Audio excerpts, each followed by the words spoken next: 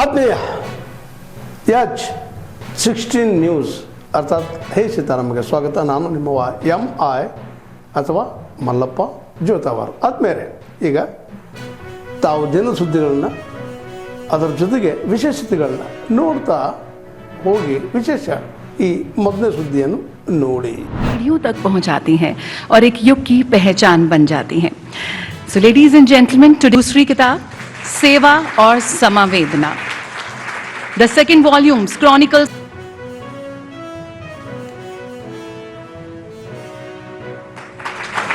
अमो राष्ट्रपति अमो की उस गौरवपूर्ण भावना का प्रतीक है जिसमें अपनी माटी की बेटी के प्रति सम्मान.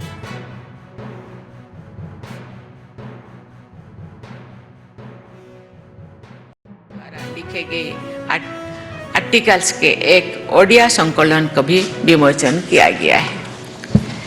देवियों और स्वजनों, जो मैंने 25 जुलाई 2022 को भारत के राष्ट्रपति का पदभार ग्रहण किया था, तो ये मेरे लिए सम्मान से अधिक दायित्व का विषय था, क्योंकि राष्ट्रपति भवन आना मेरे सपनों से परे था.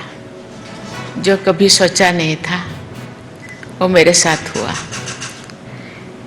पिछले 4 वर्षों में मैंने इसी कर्तव्य भावना के साथ कार्य किया था. मैं राष्ट्रपति भवन में या विभिन्न राज्यों की यात्राओं के दौरान जो भी लोगों, विशेषकर युवाओं से मिलती हूँ, तो मैं उन्हें प्रेरित करती हूँ कि वे नैतिक मूल्यों से जुड़े रहें और देश एवं समाज की उन्नति के लिए कार्य करें. महिलाओं से मेरा आग्रह होता है कि वे स्वावलंबी बने और आत्मविश्वास के साथ प्रगति के पथ पर आगे बढ़े. मैं जनजातीय समुदाय के लोगों से संवाद करते समय अनुरोध करती हूँ कि वे अपनी सांस्कृतिक विरासत का संरक्षण करें और विकास की मुख्य धारा में भी शामिल हैं. Affection she commands across the length and breadth of Mother Bharat. The words of the Honorable CM of Odisha, Sri Mohan Charan Manji ji summarize Honorable President's personality, and I quote from his words, "We always learn from her life that with strong willpower and hard work, the impossible can be made possible." Unquote. Collectively, these 5 books chronicle an important chapter in the history of the presidency. More importantly, they preserve for the future generations the values that have defined these 4 years: constitutionality, service, compassion, inclusivity, and cultural confidence, and nation's unity.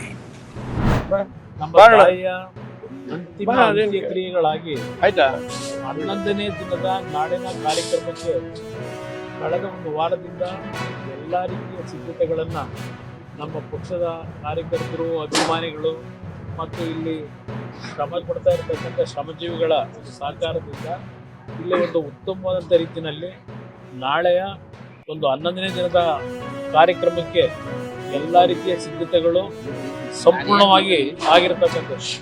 ಇವತ್ತು ಈ ಒಂದು ಕಾರ್ಯಕ್ರಮದಲ್ಲಿ ಲಕ್ಷಾಂತರ ಜನ ಬರ್ತಕ್ಕಂಥ ಒಂದು ನಿರೀಕ್ಷೆಗಳೇನಿದೆ, ಆ ನಿರೀಕ್ಷೆಗಳಲ್ಲಿ ಯಾವುದೇ ರೀತಿ ಬರ್ತಕ್ಕಂಥ ನಮ್ಮ ತಾಯಿಯ ಒಂದು ಪ್ರೀತಿ ಇಟ್ಕೊಂಡಿರ್ತಕ್ಕಂಥ ಕುಟುಂಬಗಳಿರ್ಬೋದು, ನಮ್ಮ ತಂದೆಯವ್ರ ಬಗ್ಗೆ ಇಟ್ಟಿರ್ತಕ್ಕಂಥ ಅಭಿಮಾನ ಇರ್ಬೋದು, ಬಂದಂಥವರಿಗೆ ಯಾವುದೇ ರೀತಿಯ ತೊಂದರೆಗಳಿಲ್ಲ. ಅಂತಿಮವಾದಂಥ ಅವರ ದರ್ಶನವನ್ನು ಪಡೆದು ಅದರ ಜೊತೆಗೆ ಪ್ರಸಾದವನ್ನು ಸ್ವೀಕಾರ ಮಾಡಿ ಅವರು ಇಲ್ಲಿಂದ ಹೋಗ್ತಕ್ಕಂಥದ್ದಕ್ಕೆ ಎಲ್ಲ ರೀತಿಯ ಸಿದ್ಧತೆಗಳಾಗಿದೆ. ಯಾವುದೇ ರೀತಿಗಳ ಅನಾನುಕೂಲಗಳಾಗಬಾರ್ದು ಅಂತಕ್ಕಂಥ ದೃಷ್ಟಿಯಿಂದ ಸೂಕ್ಷ್ಮವಾದಂಥ ಎಲ್ಲ ರೀತಿಯ ಸಿದ್ಧತೆಗಳು ಏನಾಗಬೇಕು ಎಲ್ಲವನ್ನೂ ಮಾಡಿದ್ದೇವೆ. ಎಷ್ಟು ಒಂದು ಬಾರಿ 22,000 ಜನ ಒಂದು ಪಂಕ್ತಿಯಲ್ಲಿ ಪ್ರಸಾದವನ್ನು ಸ್ವೀಕಾರ ಮಾಡತಕ್ಕಂಥದ್ದಕ್ಕೆ ಅವಕಾಶ ಕಲ್ಪಿಸಿದೆ. ಕೊನೆಯ ಹಂತದಲ್ಲಿ ನಮಗೆ ಯಾರಿಗೂ ಅವ್ರ ಮುಂದೆ ನಾವು ಯಾವ ರೀತಿ ನಡೀಬೇಕು ಅಂತಕ್ಕಂಥ ಅವ್ರ ಭಾವನೆಗಳನ್ನ ಹೇಳಲಿಕ್ಕೆ ಕೊನೆಯ ದಿನದಲ್ಲಿ ಆಗಲಿಲ್ಲ. ಆದರೆ ಒಂದು ಅವರು ನಮ್ಮನ್ನು ಬೆಳೆಸಿರ್ತಕ್ಕಂಥ ಒಂದು ಅವರ ನಿರಂತರವಾದಂಥ ಬದುಕಿನಲ್ಲಿ ಅವರು ಯಾವ ರೀತಿ ನಡ್ಕೊಂಡಿದ್ದಾರೆ ಜನಸಾಮಾನ್ಯರ ಜೊತೆ, ಬಡವರ ಜೊತೆನಲ್ಲಿ, ಅದನ್ನು ಮುಂದುವರಿಸ್ತಕ್ಕಂಥ ಒಂದು ನಡವಳಿಕೆ ಈಗಾಗಲೇ ನಮಗೆ ಅವರು ಕಲಿಸಿರ್ತಕ್ಕಂಥದ್ದು. ಅದನ್ನು ಮುಂದುವರಿಸ್ತೀವಿ. ಅವರ ಆತ್ಮಕ್ಕೆ ಮುಂದಿನ ದಿನಗಳು ಸಹ ನಿರಂತರವಾಗಿ ಅವರು ನಮ್ಮಿಂದ ದೂರ ಇದ್ದರು, ಈ ಭೂಮಿ ತಾಯಿಯ ಮಡಿಲಲ್ಲಿದ್ದರು. ಇವತ್ತು ಅವರ ಹೆಸರಿನಲ್ಲಿ, ನಮ್ಮ ತಂದೆಯವರ ಹೆಸರಿನಲ್ಲೂ ಈ ಭಾಗದಲ್ಲಿ ಲಕ್ಷಾಂತರ ಕುಟುಂಬಗಳಿಗೆ ಮುಂದಿನ ದಿನಗಳು ಅವರ ಸಂಕಷ್ಟವನ್ನು ಬಗೆಹರಿಸ್ತಕ್ಕಂಥ ಹಲವಾರು ಯೋಜನೆಗಳು ಈ ಸ್ಥಳದಲ್ಲಿ ನಡೀತವೆ. ಸ್ಥಳದಲ್ಲಿ ಏನು ಇದು ಸ್ವಂತಕ್ಕೆ ಈ ಸ್ಥಳದಲ್ಲಿ ನಾವೇನು ವೈಯಕ್ತಿಕವಂತ ಆಸೆ ಆಕಾಂಕ್ಷೆಗಳಿಗೆ ಇಟ್ಕೊಂಡಿಲ್ಲ. ಈ ನಾಡಿನ ಸಂಕಷ್ಟದಲ್ಲಿರ್ತಕ್ಕಂಥ ವಯಸ್ಸಾಗಿರ್ತಕ್ಕಂಥ ತಂದೆ ತಾಯಂದಿರಿರ್ಬೋದು, ಅನಾಥ ಮಕ್ಕಳಿರ್ಬೋದು, ರೈತರ ಒಂದು ಕೃಷಿಗೆ ಸಂಬಂಧಪಟ್ಟಂಥ ಸಂಶೋಧನೆಗಳಿಗಿರ್ಬೋದು, ಅದೇ ರೀತಿಯಲ್ಲಿ ಸಂಸ್ಕೃತ ಪಾಠಶಾಲೆಗಳು ನಡೀತಕ್ಕಂಥದ್ದಕ್ಕೆ ಇಲ್ಲೇನು ರಂಗನಾಥ ಸ್ವಾಮಿಯ ಒಂದು ಇತಿಹಾಸ ಇರತಕ್ಕಂಥ ಒಂದು ದೇವಸ್ಥಾನ ಇದೆ. ಆ ದೇವಸ್ಥಾನದ ಒಂದು ಪ್ರಾಂಗಣದಲ್ಲಿ ಒಂದು ಸಂಸ್ಕೃತ ಪಾಠಶಾಲೆಯೂ ನಡೀಬೇಕು ಅಂತಕ್ಕಂಥದ್ದು ನಾವು ಉದ್ದೇಶ ಇಟ್ಟಿದ್ದೇವೆ. ಹಲವಾರು ಯೋಜನೆಗಳಿದ್ದಾವೆ. ಅದು ಮುಂದಿನ ದಿನಗಳಲ್ಲಿ ಹಂತ ಹಂತವಾಗಿ ಈ ನಾಡಿನ ಜನತೆಗೆ ಸಮರ್ಪಿಸ್ತೀವಿ ನಮ್ಮ ತಾಯಿಯ ಹೆಸರಿನಲ್ಲಿ. ಇದು ಎಷ್ಟು ಎಕರೆಗೆ ಇದು ಇಲ್ಲಿರ್ತಕ್ಕಂಥ ಸಂಪೂರ್ಣ ಭೂಮಿ ಇಲ್ಲಿ ಏನು ನಾವು ಸ್ವಂತಕ್ಕೆ ಇಲ್ಲಿಯ ಒಂದು ಕೆಲವು ರೈತರುಗಳು ಸಹ ನಮಗೆ ಕೊಟ್ಟಿದ್ದಾರೆ. ಇದು ನಮ್ಮ ವೈಯಕ್ತಿಕವಾದಂಥ ಕಾರ್ಯಕ್ರಮಗಳಲ್ಲ, ನಾಡಿನ ಜನತೆಗೆ ಸಹಾಯಗಳು ಆಗಬೇಕು, ಸಂಕಷ್ಟದಲ್ಲಿರ್ತಕ್ಕಂಥ ಬದುಕಿಗೆ ನೆರಳಾಗಬೇಕು. ಆ ನಿಟ್ಟಿನಲ್ಲಿ ಈ ಸಂಪೂರ್ಣ ಈ ಜಾಗ ಏನಿದೆ, ಚಿತ್ರದುರ್ಗ ಜಿಲ್ಲೆಯ ಹಿರಿಯೂರು ವಿಧಾನಸಭಾ ಕ್ಷೇತ್ರದಲ್ಲಿ ಇವತ್ತು ಬರ ಅಧ್ಯಯನಕ್ಕೆ ನಾನು, ನಮ್ಮ ಬೈರ್ಕಿಯವರು, ನಮ್ಮ ನವೀನ್ ಅವರು ನಾವೆಲ್ಲ ಬಂದಿರೋವಂಥದ್ದು. ಇಲ್ಲಿ ಬರ ಬಂದು ರಾಜ್ಯದ ಜನ, ಅದರಲ್ಲೂ ವಿಶೇಷವಾಗಿ ಚಿತ್ರದುರ್ಗ ಮೊದಲಿಂದನೂ ಒಂದು ರೀತಿ ಬರಕ್ಕೆ ರೆಗ್ಯುಲರ್ ಬರುವಂಥ ಒಂದು ಜಿಲ್ಲೆ ಇದು. ಇಲ್ಲಿ ಸುಮಾರು 3 ಲಕ್ಷಕ್ಕೂ ಹೆಚ್ಚು ಬಿತ್ತನೆ ಮಾಡುವಂಥ ಜಾಗ ಇದೆ. ಆದರೆ ಬಿತ್ತನೆ ಆಗಿರೋದು ಇಲ್ಲಿ 60,000 ಮಾತ್ರ, ಅಂದರೆ 19% ಮಾತ್ರ, 19% ಮಾತ್ರ. ಇವತ್ತು ನಾವು ಬಂದು ನಿಂತಿರೋ ಹೊಲ ಸೂರ್ಯಕಾಂತಿ ಹೊಲ. ಇಲ್ಲಿ ರೈತ ಇಲ್ಲೇ ಇದ್ದಾನೆ ಪಕ್ಕದಲ್ಲಿ. ಒಟ್ಟು 13 ಎಕರೆ ಒಂದು ಜಮೀನು, ಅಣ್ಣ ತಮ್ಮಂದಿರದೆಲ್ಲ ಸೇರಿ 13 ಎಕರೆ ಜಮೀನಿದೆ. 90 ದಿನಕ್ಕೆ ಇದು ಕಟಾವಾಗಬೇಕು. ಈಗ 55 ದಿನ ಆಗಿದೆ. ಇನ್ನು ಮೊಗ್ಗುನೂ ಕೂಡ ಬಂದಿಲ್ಲ. ಕಳೆದ 1.5-2 ತಿಂಗಳಿಂದನೂ ಕೂಡ ಮಳೆನೂ ಕೂಡ ಬಂದಿಲ್ಲ. ಪ್ರಾರಂಭದ ಮಳೆಯಲ್ಲಿ ಬಿತ್ತನೆ ಮಾಡಿದ್ದಾರೆ. ಈಗ ಪೂರ್ತಿ ಇನ್ನು ಮಳೆ ಬಂದರೂ ಬೆಳೆ ಇಲ್ಲ, ಬರೆದಿದ್ರೂ ಮಳೆ ಇಲ್ಲ, ಆ ಪರಿಸ್ಥಿತಿ. ನಾನು ಕೇಳಿದೆ ರೈತರು, ಇವಾಗೇನೋ ಮಳೆ ಬಂದರೆ, ಇಲ್ಲ ಮಳೆ ಬಂದ್ರೂ ಕೂಡ ಇನ್ನು ಹೂ ಬರೋಕ್ಕಾಗಲ್ಲ, ಕಾಯಿನೂ ಬಿಡೋಕ್ಕಾಗಲ್ಲ, ಪೂರ್ತಿ ಹೊರಟೋಗಿದೆ ಅಂತ. ಅಂದರೆ ಪೂರ್ತಿ ಜಮೀನು ಇಲ್ಲಿರೋವಂಥದ್ದು ಎಲ್ಲನೂ ಆಲ್ಮೋಸ್ಟ್ ಆಲ್ ಸೂರ್ಯಕಾಂತಿ ಬೆಳೆದಿರೋವಂಥದ್ದು. ಎಲ್ಲ ಕಡೆನೂ ಸೂರ್ಯಕಾಂತಿ ಬೆಳೆದಿರೋಂಥದ್ದು. ಅದಲ್ದಿರ ಜೋಳ, ಬೇರೆ ಬೇರೆ ಕಡೆ ಜೋಳ ಇದೆ, ಇವೆಲ್ಲ ಶೇಂಗಾ, ಈ ಥರದ್ದೆಲ್ಲ ಬೆಳೀತಾರೆ. ಸೂರ್ಯಕಾಂತಿ ಅಂತೂ ಹೊರಟೋಗಿದೆ. ಅಂದರೆ ಇವತ್ತು ರೈತರು ಒಂದು ರೀತಿ ಕಂಗಾಲಾಗಿರುವಂಥದ್ದು. ಅಲ್ಲಿ ರೈತ ಹೇಳ್ತಾ ಇದ್ದಾರೆ, ಇಲ್ಲೇ ಇದ್ದಾರೆ ಪಕ್ಕದಲ್ಲಿ ಹೇಳ್ತಾ ಇದ್ದಾರೆ, ನಮಗೆ ಇನ್ನು ಇದರಲ್ಲಿ ನಾನು ಹೊಲದ ಕಡೆ ಬಂದೇ ಇಲ್ಲ, ಇವತ್ತೇ ನಾನು ಬಂದಿರೋದು ಅಂತ. ಹೊಲದ ಕಡೆ ಬಂದು ನೋಡಿದ್ರೆ ನಾನು ನೋವಾಗ್ತದೆ, ಕಣ್ಣೀರು ಬರ್ತದೆ. ಅದಕ್ಕೆ ನಾನು 1 ತಿಂಗಳಾಯಿತು ಈ ಕಡೆ ಬಂದೇ ಇಲ್ಲ. ಮಳೆನೂ ಬರ್ತಾ ಇಲ್ಲ, ನಾನು ಬರಲಿಲ್ಲ. ಇನ್ನು ಬಂದ್ರೂ ಒಂದೇ, ಹೋದರೂ ಒಂದೇ. ಇದನ್ನು ಏನು ಮಾಡೋಕ್ಕೂ ಆಗಲ್ಲ. ಆ ಪರಿಸ್ಥಿತಿ ಇವತ್ತು ನಾವು ನೋಡ್ತಾ ಇದ್ದೀರಿ ಚಿತ್ರದುರ್ಗ ಜಿಲ್ಲೆಯಲ್ಲಿ, ಇಡೀ ರಾಜ್ಯದಲ್ಲಿ. ಅದರಿಂದ ನಾನು ಈಗ ನಮ್ಮ ಅಧಿಕಾರಿಗಳು ಎಲ್ಲ ಬಂದಿದ್ದಾರೆ, ಅಧಿಕಾರಿಗಳೆಲ್ಲ ಅಗ್ರಿಕಲ್ಚರು, ಹಾರ್ಟಿಕಲ್ಚರ್ ಡಿಪಾರ್ಟ್ಮೆಂಟ್ ಅವರೆಲ್ಲ ಬಂದಿದ್ದಾರೆ, ತಹಸೀಲ್ದಾರ್ ಎಲ್ಲ ಬಂದಿದ್ದಾರೆ. ನಾನು ಹೇಳಿದೆ, ಯಾವ ರೈತನಿಗೂ ಅನ್ಯಾಯ ಆಗಬಾರ್ದು, ಎಲ್ಲ ಕಡೆ ಹೋಗ್ಬೇಕು. ಇನ್ನೂ ಕೇಳಿದೆ ರೈತರನ್ನ, ಯಾರು ಬಂದು ಅಧಿಕಾರಿಗಳು ಬಂದು ಇನ್ನೂ ಯಾರೂ ಸಮೀಕ್ಷೆನೇ ಮಾಡಿಲ್ಲ ಅಂತ, ನೋಡೂ ಇಲ್ಲ, ಬಂದು ಈ ಕಡೆ ಮುಖನೂ ಮಾಡಿಲ್ಲ, ಎಲ್ಲೋ ಆಫೀಸಲ್ಲಿ ಕೂತ್ಕೊಂಡು ವರದಿ ಮಾಡ್ತಾ ಇದ್ದಾರೆ. ಇದರಿಂದ ಭಾಳಷ್ಟು ರೈತರು ಬಿಟ್ಟೋಗೋ ಸಂದರ್ಭ ಜಾಸ್ತಿ ಇದೆ. ಇನ್ಶೂರೆನ್ಸು ಅಷ್ಟೇ, ಅಷ್ಟು ಪ್ರಚಾರ ಮಾಡಿಲ್ಲ. ಈ ಜಿಲ್ಲೆಯಲ್ಲಿ ಇನ್ಶೂರೆನ್ಸು ಸಿಗುತ್ತೆ ಅಂಥೇಳಿ ಪ್ರಚಾರ ಮಾಡಿಲ್ಲ. ನಿಮಗೆ 350 ರೂಪಾಯಿ ಕಟ್ಟಿದ್ರೆ ನಿಮಗೊಂದು 4,000 ರೂಪಾಯಿ ಪರಿಹಾರ ಬರ್ಬೋದು. ಅದು ಇನ್ಶೂರೆನ್ಸ್ದು, ಅದು 70%ಗಿಂತ ಜಾಸ್ತಿ ಲಾಸ್ ಆಗಿದ್ದರೆ ಮಾತ್ರ. ಅದರಿಂದ ಇವತ್ತು ರೈತ ಸಂಕಷ್ಟದಲ್ಲಿದ್ದಾರೆ. ನಾವು ಡಿಮ್ಯಾಂಡ್ ಈಗಾಗಲೇ ಬರ ಅಂತ ಘೋಷಣೆ ಮಾಡಿ. ಮಳೆ ಇಲ್ಲಿ ಬಂದು ಚಿತ್ರದುರ್ಗಲ್ಲೇ 2 ತಿಂಗಳಾಯ್ತಪ್ಪ. ನಾ ಹಿಂದೆ ಇದ್ದಾಗ, ರೆವಿನ್ಯೂ ಮಿನಿಸ್ಟ್ರ್ ಇದ್ದಾಗ ನಾನು ಬರ ಘೋಷಣೆ ಆಗಿದ್ದು ಒಂದೇ ಒಂದು ತಿಂಗಳಲ್ಲಿ ನಾನು ಎಲ್ಲರಿಗೂ ಪರಿಹಾರ ಕೊಟ್ಟಿದ್ದೆ, ದಾಖಲೆಗಳಿದೆ. ನಾನು ಎಷ್ಟು 4 ಇರಪ್ಪ ಯಾರು ನಾನಿದ್ದಂಥ 4 ವರ್ಷನೂ ಕೂಡ ಬರ ಪರಿಹಾರದ ಹಣವನ್ನು ಮೊದಲೆಲ್ಲ 9 ತಿಂಗಳು 11 ತಿಂಗಳು ತಗೊತಾ ಇದ್ದೆ. ನಾನು ಬಂದಾಗ 1 ತಿಂಗಳು 2 ತಿಂಗಳಲ್ಲಿ ಎಲ್ಲ ಹಣವನ್ನು ಕೊಟ್ಟಿದ್ದೆ. ನಾನು ಸರ್ಕಾರಕ್ಕೂ ಅದೇ ಆಗ್ರಹ ಮಾಡ್ತಾಯಿದ್ದೆ, ಕೇಂದ್ರ ಸರ್ಕಾರ ಅಂತೇಳಿ ಗೂಬೆ ಕೂಸಕ್ಕೆ ಹೋಗಬೇಡಿ. ನಾನು ಯಾವತ್ತೂ ಕೂಡ ಕೇಂದ್ರ ಸರ್ಕಾರದ ಮೇಲೆ ಒಂದಿನನೂ ಹೇಳೇ ಇಲ್ಲ. ನಾನು ರೆವಿನ್ಯೂ ಮಿನಿಸ್ಟರ್, ನಮ್ಮ ಖಜಾನೆಯಲ್ಲಿ ಹಣ ಇತ್ತು, ನಾವೆಲ್ಲರಿಗೂ ಕೊಟ್ಬಿಟ್ರಿ ರೈತರಿಗೆ. ನ್ಯಾಚುರಲ್ಲ ಕೇಂದ್ರ ಸರ್ಕಾರ ಅವ್ರ ತಂಡ ಬರಬೇಕು, ಸಮೀಕ್ಷೆ ಮಾಡಬೇಕು, ಅದಾದಮೇಲೆ ಅವ್ರು ಬಂದೇ ಬರ್ತದೆ ನ್ಯಾಚುರಲ್, ನಿಮ್ಮ ಅಕೌಂಟಿಗೆ ಸೇರ್ತದೆ. ಹಣ ಫಸ್ಟ್ ಬಿಡುಗಡೆ ಮಾಡೋದು ರಾಜ್ಯ ಸರ್ಕಾರ ಮಾಡಬೇಕು. ಅದರಲ್ಲಿ ಮೀನಾವೇಶ ಎಣಿಸ್ತಾ ಇದೆ. ಇಲ್ಲಿ ನೋಡಿ, ಯಾರಾದರೂ ಜಿಲ್ಲಾ ಮಂತ್ರಿಗಳು, ಮುಖ್ಯಮಂತ್ರಿನೂ ಅಷ್ಟೇ ಕಾಟಾಚಾರಕ್ಕೆ ಒಂದು ಕಡೆ ಬಂದ್ಬಿಟ್ಟು ಹೊರಟೋದು. ನಾನು ಈ ಬರ ಸಂಬಂಧಪಟ್ಟಂತೆ 15 ದಿನದಿಂದಲೇ ನಾನು ಕಾವೇರಿ KRSಗೆ ಹೋಗಿದ್ದೆ, ಮಂಡ್ಯ ಜಿಲ್ಲೆಯಲ್ಲಿ ಕಬ್ಬು ಒಣಗಿರೋ ಕಡೆ ಹೋಗಿದ್ದೆ. ನಾನು 15 ದಿನದಿಂದನೇ ನಾನು ಪ್ರವಾಸ ಮಾಡ್ತಾಯಿದ್ದೀನಿ. ಇದು 2ನೇ ಕಂತಲ್ಲಿ ನಾನು ಪ್ರವಾಸ ಮಾಡ್ತಾ ಇರೋದು. ಅಂದರೆ ರೈತರ ಸಂಕಷ್ಟದಲ್ಲಿರುವಾಗ ನೀವು ಮಂತ್ರಿಮಂಡಲ ಮುಖ್ಯನೋ ರೈತರ ಸಂಕಷ್ಟ ಮುಖ್ಯನೋ? ನೀವು ಮಂತ್ರಿ ಮಾಡೋದು ಒಂದು 4 ದಿನ ನಿಧಾನ ಆದರೂ ಸರಿ, ಈ ರೈತರ ಸಂಕಷ್ಟಕ್ಕೆ ಸ್ಪಂದನೆ ಮಾಡಬೇಕಾಯ್ತು. ಆದರೆ ನೀವು ಅದನ್ನು ಬಿಟ್ಬಿಟ್ಟು ನಿಮ್ಮ ಅಧಿಕಾರದ ಲಾಲಾಸೆಗೋಸ್ಕರ, ಅಧಿಕಾರ ಕಬಳಿಕೆ ಮಾಡೋಕ್ಕೋಸ್ಕರ, ಲೂಟಿ ಹೊಡೆಯೋದಕ್ಕೋಸ್ಕರ ಇವತ್ತು ರೈತರ ಕಡೆ ನೋಡ್ತಾನೆ ಇಲ್ಲ, ಪ್ರವಾಸ ಮಾಡ್ತಾ ಇಲ್ಲ. ಮಾತೆತ್ತರೆ ದಿನನಿತ್ಯ ದೆಹಲಿ. ಇದುವರೆಗೂ ಮುಖ್ಯಮಂತ್ರಿಗಳು 3 ಬಾರಿ ದೆಹಲಿ ಯಾತ್ರೆ ಆಯಿತು. ಅಲ್ಲೋಗಿ ಕಾಕ್ರೋಚ್ ಪಾರ್ಟಿ ಜೊತೆ ಬೆಳಗ್ಗೆಯಿಂದ ಸಂಜೆವರೆಗೂ ಕೂತ್ಕೊಂಡು ಪ್ರತಿಭಟನೆ ಮಾಡೋಕ್ಕಾಗುತ್ತೆ.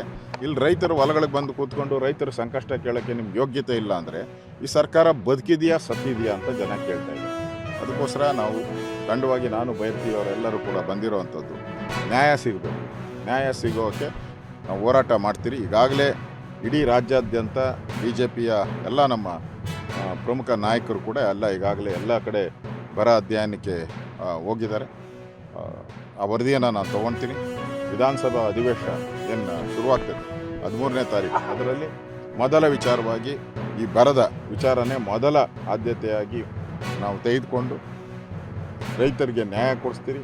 ಅದರಿಂದ ರೈತರು ಯಾರೂ ಪಾಪ ಈ ಸರ್ಕಾರ ಬಂದ ಮೇಲೆ ಭಾಳ ಆತ್ಮಹತ್ಯೆಗಳು ಜಾಸ್ತಿ ಆಗ್ತಾಯಿದೆ.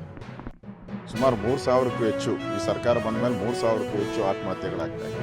ಈಗ ರೈತರು ಯಾರೂ ಕೂಡ ಕಂಗೆಡೋದು ಬೇಡ, ನಿಮ್ಮ ಜೊತೆ ನಾವಿದ್ದೀರಿ. ಸರ್ಕಾರದಿಂದ ಏನೇನು ಬರಬೇಕೋ ಅದೆಲ್ಲ ಹಣವನ್ನು ನಾವು ಕೊಡಿಸ್ತೀರಿ. ವಿಧಾನಸಭೆಯಲ್ಲೂ ಕೂಡ ಇದನ್ನು ಹಿಂದೆ ನನ್ನ ಆ ಒಂದು ಅವಧಿಯಲ್ಲಿ ನಡೆದಂಥ ಬೆಳವಣಿಗೆ ಹೇಳ್ತೇನೆ. ಯಾಕಂದರೆ ಮೊದಲೇ ನಾವು ಬಿಳಿಗುಂಟೂರಲ್ಲಿ 192 TMC ನೀರು ಕೊಡಬೇಕಾಗಿತ್ತು. ಅದನ್ನ ಕಾವೇರಿ ಅಂತಿಮ ತೀರ್ಪದಲ್ಲಿ ಅದನ್ನು ಕಡಿತಗೊಳಿಸಿ 177 TMC ಮಾಡಿದ್ರು. ಸೊ ಸುಮಾರು 14+ TMC ನಮಗೆ ಅವ್ರಿಗೆ ಕಡಿಮೆ ಆಯಿತು, ನಮಗೆ ಜಾಸ್ತಿ ಆಯಿತು ಅಂತ ತಿಳ್ಕೊಂಡು. ಸೊ ಅದನ್ನು ತಗೊಂಡು ಮತ್ತು ಬೆಂಗಳೂರಿಗೂ ಕೂಡ ಇವತ್ತು 4.75 TMC ಅದು ಕನ್ಸಂಪ್ಟಿವ್ ಮತ್ತು ನಾನ್ ಕನ್ಸಂಪ್ಟಿವ್ ಮಾಡಿದಾಗ ಒಂದು 25 TMC ಆಗುತ್ತೆ. 15, 14, ಒಂದು 15, 25 ಅಂದರೆ ಸುಮಾರು 38-39 TMC ಆಗುತ್ತೆ. ಪ್ಲಸ್ ಫ್ಲಡ್ ವಾಟರ್ ವ್ಯರ್ಥವಾಗಿ ಪ್ರತಿ ವರ್ಷ ಇವತ್ತು ದಿವಸ ಸಮುದ್ರಕ್ಕೆ ಹರಿದಾಗುವಂಥದ್ದು, ಇದೆಲ್ಲವನ್ನು ಇಟ್ಕೊಂಡೇ ಇವತ್ತು ದಿವಸ ನಾವು ಅಂತೂ 65 TMC ಒಂದು ಮೇಕೆದಾಟು ಡ್ಯಾಮ್ಗೆ ಹೊಸ ಪ್ರಸ್ತಾವನೆಯನ್ನು ಇವತ್ತು ನಾನಿದ್ದಾಗೆ ಒಂದು ರೀಸನಲ್ ಆಫೀಸ್ ಕಳಿಸಿದ್ರು. ಯಾಕಂದರೆ ಅದಕ್ಕೆ ಜಸ್ಟಿಫಿಕೇಷನ್ ಇದೆ. ಯಾಕಂದ್ರೆ ನಮಗೆ 14.25 TMC ಸಿಕ್ಕಿದೆ, ಅವ್ರು ಕಡಿಮೆಯಾಗಿ ನಮ್ಗೆ ಸಿಕ್ಕಿದೆ, ಅದನ್ನ ಸ್ಟೋರ್ ಮಾಡ್ಕೋಬೇಕಾ? ಬೆಂಗಳೂರು ಕುಡಿನೀರಿಗೆ ಸುಮಾರು ಕನ್ಸಂಪ್ಟಿವ್ ನಾನ್ ಕನ್ಸಂಪ್ಟಿವ್ ಯೂಸ್ನಲ್ಲಿ ಸುಮಾರು 20-25 TMC ಬರ್ತದೆ, ಅದನ್ನು ನಾವು ಸ್ಟೋರ್ ಮಾಡ್ಕೋಬೇಕಾ? ಫ್ಲಡ್ನಾಗ ಬಂದಿದ್ದಂಥ ನೀರನ್ನು ನಾವು ಸ್ಟೋರ್ ಮಾಡ್ಕೋಬೇಕಾ? ಮತ್ತು ಇದೆಲ್ಲವೂ ಕೂಡ ಮಾಡ್ಕೊಂಡು ನಾವು ಮೇಕೆದಾಟು ಮಾಡೋದ್ರಿಂದ, ಮಾಡೋದ್ರಿಂದ ತಮಿಳುನಾಡಿಗೂ ಕೂಡ ಸಂಕಷ್ಟ ಸಂದರ್ಭದಲ್ಲಿ ನಾವು ಅವರಿಗೆ ಸಹಾಯ ಮಾಡಲಿಕ್ಕೆ ಆಗ್ತದೆ. ತಮಿಳುನಾಡಿಗೂ ಕೂಡ ಇದು ಅನುಕೂಲ ಇದೆ. ಆದರೆ ಅಲ್ಲಿ ಏನಾಗಿದೆ, ರಾಜಕೀಯ ಇಶ್ಯೂ ಆಗಿದೆ. ಅಲ್ಲಿ ಯಾರು ಇದರಲ್ಲಿ ಮೆರಿಟ್ ಏನು ಸತ್ಯ ಎಲ್ಲರಿಗೂ ಗೊತ್ತಿದೆ. ಗೊತ್ತಿದ್ಕೊಂಡು ಯಾರಾದರೂ ಒಬ್ಬರು ಒಂದು ರಾಜಕೀಯ ಪಕ್ಷ ಮಾಡಿದ್ರೆ ಒಂದು ರಾಜಕೀಯ ಪಕ್ಷ ಅದನ್ನು ಲಾಭ ತಗೊಳಕ್ಕೆ ಹೋಗ್ತದೆ ಅಂತೇಳಿ ಅಲ್ಲಿ ರಾಜಕೀಯದ ನಿರ್ಣಯಗಳಾಗ್ತಾ ಇದೆ ಹೊರತು ಅವರ ರಾಜ್ಯಕ್ಕೆ ಮೇಕೆದಾಟದಿಂದ ಸಂಪೂರ್ಣವಾಗಿ ಇವತ್ತು ದಿವಸ ಲಾಭ ಆಗ್ತದೆ. ಅದನ್ನು ಅವ್ರು ಅರ್ಥಕೊಳ್ಬೇಕು, ಆ ಕೆಲಸ ಮಾಡಬೇಕು. ಮತ್ತು ಕೇಂದ್ರ ಸರ್ಕಾರನೂ ಕೂಡ ಇದಕ್ಕೆ ಮಧ್ಯಸ್ಥಿಕೆ ವಹಿಸ್ಕೊಂಡು ನಿಮಗೆ ಮೇಕೆದಾಟದಿಂದ ಅವ್ರ ಪರವಾನಗಿ ಬೇಕಾಗಿಲ್ಲ ಅಂತ ಒಂದು CWC ಹೇಳಿದೆ. ಇವತ್ತು ಅದಾಗಿನೂ ಕೂಡ ಮನವರಿಕೆ ಮಾಡಿಕೊಂಡಿದ್ರೆ ನಿಮಗೂ ಅನುಕೂಲ ಆಗುತ್ತೆ ಸಂಕಷ್ಟದ ಸಂದರ್ಭದಲ್ಲಿ ಅಂತ.